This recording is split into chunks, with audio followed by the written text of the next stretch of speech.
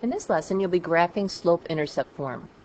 By the end of the lesson, you will be able to graph a line from slope-intercept form and write the order of the slope from least to greatest.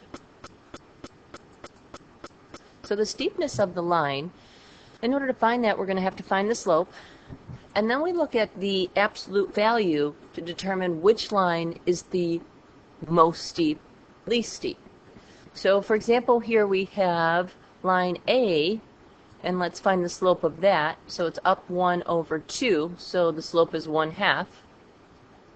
In B, our slope is 2 because it's up 2, right 1. In C, the green one, our slope is down 2, right 1. And in D, our slope is down 4, right 1. So here it says 4, line D, is the most steep. It doesn't matter that it's negative because we're looking at the absolute value, and the least steep is the 1/2, and line B and C are exactly the same. One's positive, one's negative. So to graph using the slope-intercept form, the equation tells you where to begin and how to move. So in our equation y equals mx plus b, the m tells you how to move, and the b tells you where to begin. So we start at the y-intercept, which is the b number, and we move according to the slope, which is the m number.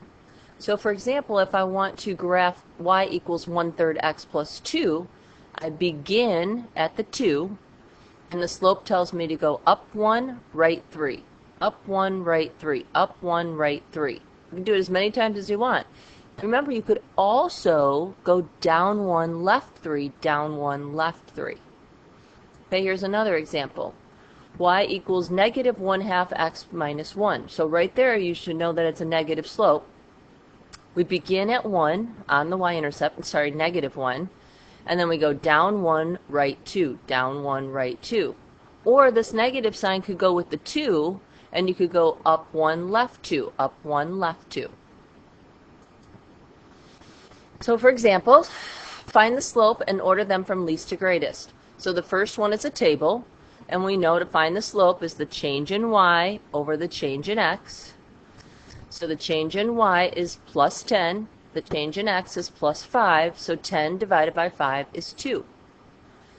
In the graph, to find the slope, we pick 2 points, up and over.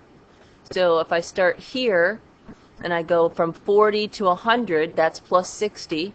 And if I go from 10 to 30, that's plus 20. So 60 divided by 20 is 3.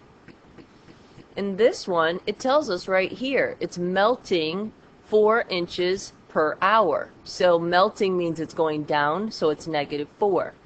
So the biggest slope is going to be the candle, okay, the greatest slope. And the smallest slope is going to be the table at 2. Graph each equation using the slope and y-intercept. So looking at this equation, y equals negative 5 over 2, negative 5/2, x plus 3. So this means I begin at 3, and my slope is negative, so I'm going to go down 5, right 2. So begin here at 3, go down 5, right 2, down 5, right 2. Remember, we could switch that negative and put it with the 2 and go up 5, left 2. In the second one, again, we're beginning at 1, and our slope tells us to move up 3, right 2. So beginning at 1, up 3, right 2, up 3, right 2.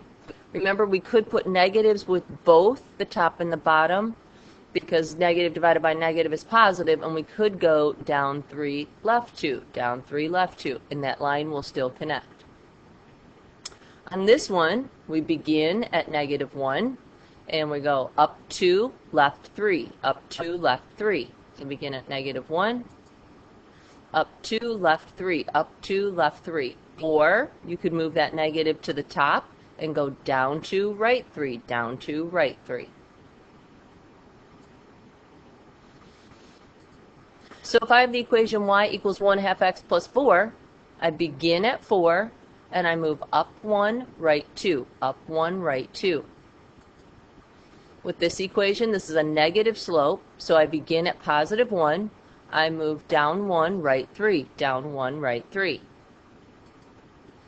With this one, I begin at positive 5, and this is a negative 1, that invisible math. This says negative 1 over 1. That's what that says. So down 1, right 1, down 1, right 1. Y equals negative 2/5 x. Where to begin? There's nothing there. So that's that invisible plus 0. So we begin at 0, down 2, right 5, down 2, right 5. This one, y equals 3.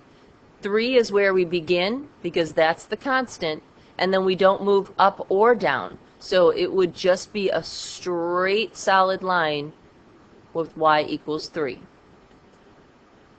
So which axis is the independent variable? We know this, the x. And which one's the dependent? That's the y.